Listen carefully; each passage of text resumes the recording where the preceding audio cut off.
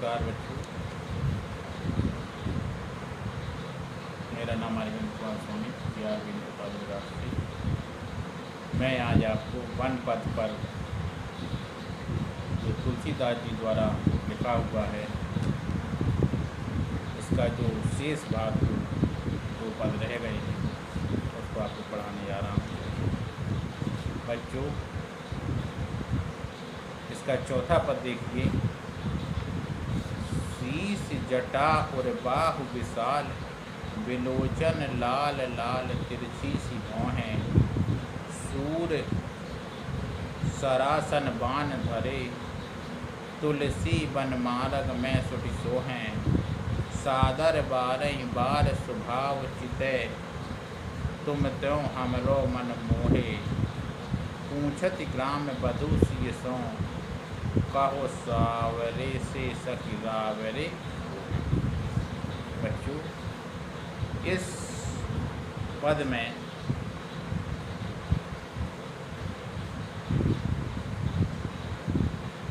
राम लक्ष्मण और सीता जो कि वन मार्ग में एक गांव के समीप से निकले हुए हैं, वहाँ पर कुछ स्त्रियों ने जब राम लक्ष्मण और सीता वन की ओर जा रहे थे, तब मार्ग में ग्रामीण बधुएं सीता जी से राम के बारे में पूछती हैं और उनको देखकर उनके मन में इच्छा प्रकट होती है कि ये तुम्हारे साथ कौन कौन हैं, आप हमें इनके बारे में बताइए। और सीता जी भी बड़े सुंदर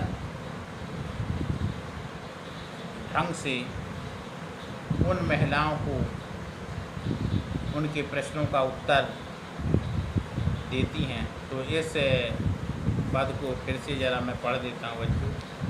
शीश जटा और बाहु विशाल, विलोचन लाल लाल तिरछी सी भौहें, सूर सरासन बान धरे, तुलसी बन मार्ग में सुट सोहें, सादर बारह बार स्वभाव चितै, तुम तो हमरो मन मोहे, पूछत ग्राम बधू सिय सो, कहो सांवरे से सखी रावरे को है।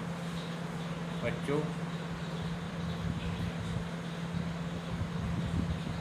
सीता जी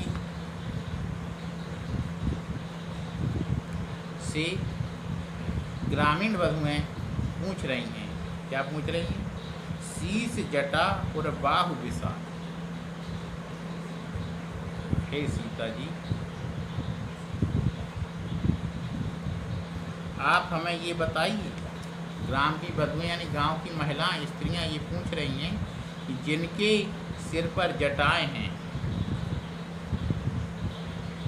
शीश जटा यानी जिनके सिर पर जटाएं हैं, यानी जिसके सिर पर बड़े बड़े बाल हैं, ठीक है,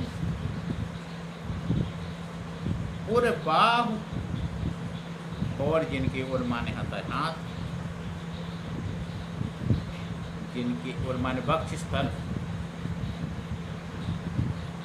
बाहु विशाल और जिनकी भुजाएं और वक्ष स्थल विशाल है, बड़ा है।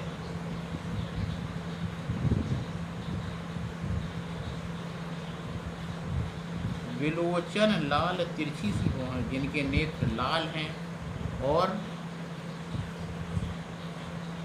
जिनकी भौहें तिरछी हैं, तून सरासन बाण धरे, और जिन्होंने तरकस और धनुष बाण को अपने कंधे पर संभाल कर रख लिया है, तुलसी वन मार्ग में सुट सोहें, और जो वन के रास्ते में भली भांति सुंदर सुशोभित हो रहे हैं।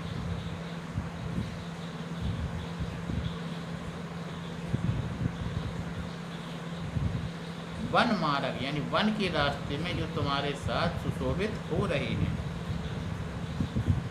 सादर बारही बार सुबह, और जो स्वाभाविक रूप से बार बार तुम्हें तिरछी नजरों से देख रहे हैं, जो बार बार स्वाभाविक और आदर स्वरूप से तुम्हारी ओर बार बार देखते हुए हमारे मन को मोहित कर रहे हैं।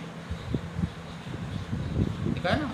सादर बारही बार स्वभाव जिते, बार बार स्वाभाविक रूप से तुम्हारी ओर देख रहे हैं तुम्हें, त्यों हमरो मन, और हमारे मन को जो मोह रहे हैं,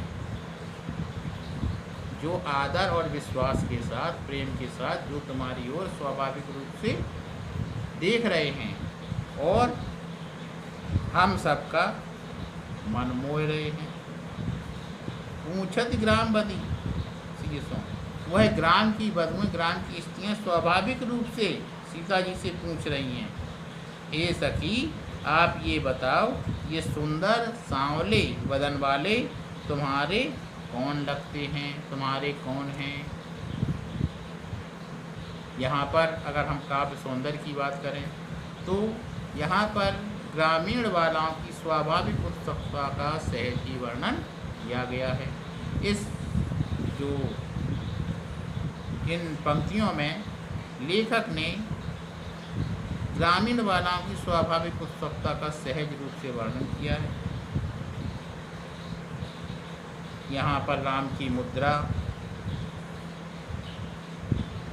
उनकी उत्सुकता को शांत करने के लिए ग्रामीण बालाओं द्वारा सीता जी से जो प्रश्न किए गए हैं, उन प्रश्नों को का चित्रण इस तरह से किया गया है जिसमें नारी प्रकृति का सजीव वर्णन किया जा सके। राम सीता जी की ओर बार बार देखते हैं और ग्रामीण स्त्रियों को या ग्रामीण लोगों को अपनी ओर आकर्षित कर रहे हैं, उनके मन को मोह रहे हैं। इसका सुंदर वर्णन इस पद में किया गया है। यहाँ पर बच्चों ब्रज भाषा का प्रयोग किया गया है। लेखक ने, तुलसीदास जी ने श्रृंगार रस का वर्णन किया है। इसके जो अगले पद में सीता जी किस तरह से उन ग्राम की स्त्रियों का उत्तर देती हैं, इसका यहाँ पर अंकन किया गया है कि किस तरह से वो बड़े शालीनतापूर्वक उन स्त्रियों के प्रश्नों का उत्तर स्वाभाविक रूप से सीता जी देती हैं। इसका हम यहाँ पर अगले पद में आपको बता रहे हैं कि देखिए, सुनि सुंदर बैन सुधा रस साने, सयानी है जान की जान भली, तिरछे कर नैन दिसैन तिन्हें, समझाए कछु मुस्काए चली, तुलसी तही अवसर सोह सबे, अवलोकित लोचन लाह अली, अनुराग तड़ाग में भानु उदय, बिगसी मनु मंजुल कंज कली। बच्चों, इस पद में सीता जी ने उन ग्राम बधुओं की जो उत्सुकता है उसको शांत किया है। सुनि सुंदर बैन सुधारस साने, कहते हैं गोस्वामी तुलसीदास जी कह रहे हैं, गांव की स्त्रियों की, ग्रामीण बधुओं की इस तरह से सुंदर अमृतमयी वाणी को सुनकर जानकी जी समझ गईं। जान की जान भली, जान की जान भली, यानी कि सीता जी यह समझ गईं कि वह हमसे क्या प्रश्न चाह रही हैं। ये स्त्रियां बहुत चतुर हैं और वह उनसे क्या प्रश्न चाह रही हैं।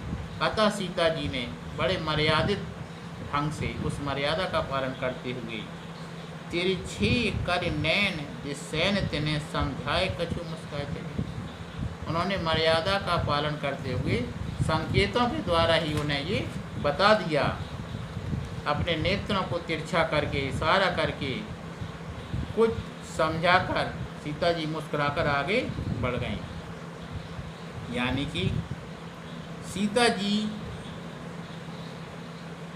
ने अपने तिरछे नेत्रों से इशारा करके उन ग्राम की बधुओं को समझा दिया कि ये हमारे कौन लगे।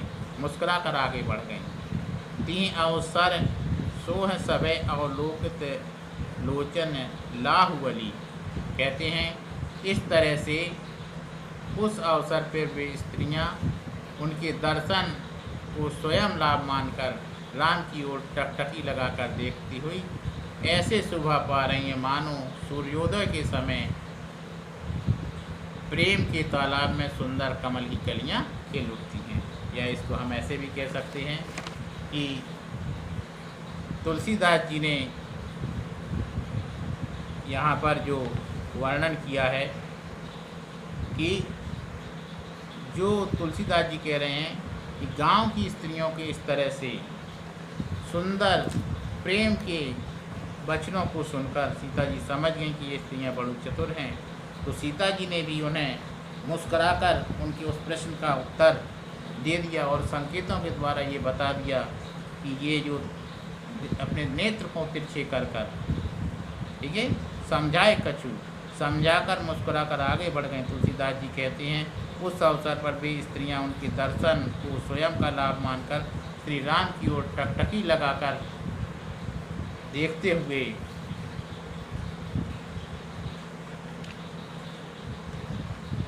ऐसी प्रतीत हो रही हैं या ऐसी शोभायमान हो रही हैं जैसे सूर्योदय होने पर जो तालाब में सुंदर कमल की कलियां होती हैं वह खिल उठती हैं और वह सुंदर तालाब सुंदर अपने पूर्ण विकास पर होता है। तो कह सकते हैं जिस तरह से सूर्योदय होने पर तालाब में कमल खिलने पर तालाब की सुंदरता बढ़ जाती है, उसी तरह से रामचंद्र जी की इस तरह की शोभा को देखकर वह स्त्रियां उस शोभा को प्राप्त कर रही हैं। बच्चों, इस पद में सीता जी की सुलभ लज्जा का चित्रण किया गया है। भाषा को ब्रज भाषा का समावेश इस पद में तुलसीदास जी ने किया है। श्रृंगार रस का वर्णन किया गया है। सवैया छंद का यहाँ पर प्रयोग किया गया है। बच्चों, इस तरह से अगर हम देखें तो आज हम वन पथ पर इसको संपूर्ण हो गया। बच्चों, इनमें आपको संदर्भ सहित व्याख्या करने के लिए आती है तो आप संदर्भ, प्रसंग, व्याख्या, काव्य सौंदर्य लिखेंगे और ये इम्पोर्टेंट है। बच्चों, आप अपनी इसी तरह से ऑनलाइन शिक्षण करते रहें और लॉकडाउन के नियमों का पालन करते हुए अपनी सकुशल पढ़ाई करते रहें। धन्यवाद।